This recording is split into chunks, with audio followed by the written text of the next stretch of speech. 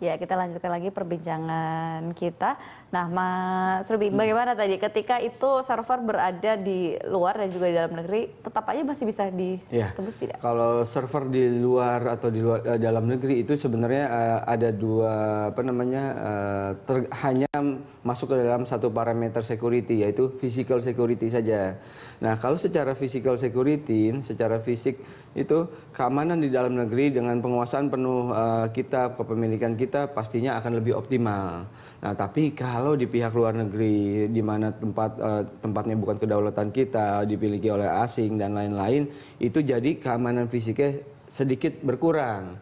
Jadi kalau secara fisik, komputer itu server atau komputer itu kan bisa dihack dengan dua cara, secara fisik atau secara logikal.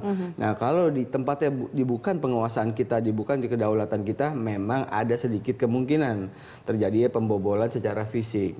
Nah, selain secara fisik kan, kalau secara logikal, yang biasa disebut hacking atau retas itu, mau di posisinya di negara manapun tetap aja bisa dihack gitu, bisa ditembus selama dia memiliki jaringan yang bisa ditembus. Dan gitu. Lagi-lagi pertanyaan bahwa seberapa aman sebenarnya kalau dari secara logical seperti itu. Betul. Server kependudukan kita yang digunakan di Indonesia kemudian jangan sampai ternyata ya gampang juga Mudah-mudahan tidak, karena Depdagri sudah bekerja sama dengan BPPT dan Lemsanek yang saya tahu saat membuat IKTP, sehingga ada multi instansi itu membuat keamanan yang lebih optimal mestinya. Apalagi kan dananya juga cukup dahsyat. Logika kami sebagai praktisi IT security mestinya itu sudah cukup aman.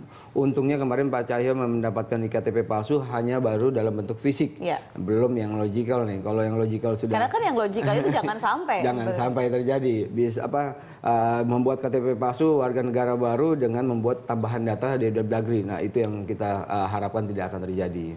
Nah, tapi kan di dalam dunia digital itu kan juga bicara soal keamanan. Seberapa jauh itu bisa dijamin?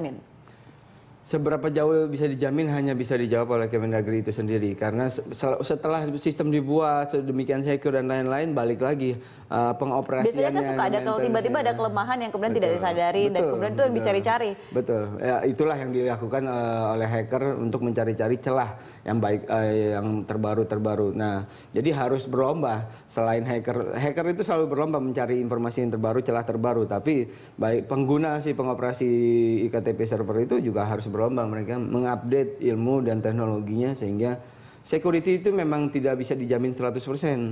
Yang bisa kita lakukan hanya meminimalkan resiko. Nah, gimana meminimalkan resiko? Banyak cara. Salah satunya tadi pengembangan update, lalu memaintain. Yang sering jarang terjadi di Indonesia adalah memaintain dan memonitor apa yang terjadi tentang security di dalamnya. Itu yang sering terjadi, bahwa orang di Indonesia sering terjadi adalah instansi pemerintah baru aware, baru sadar akan security kalau sudah dibobol. Biasanya yang terjadi. Jadi itulah tugas-tugas sekarang dari Kemendagri, selain tentunya memastikan lagi di mana sebenarnya server itu berada. Itu bisa dijawab 1 jam aja bisa dijawab. Dan juga memastikan untuk memaintain seperti apa sistem informasi yang digunakan untuk mengelola data kependudukan kita. Terima kasih Mas Ruby sudah hadir di Jurnal Pagi Berita 1.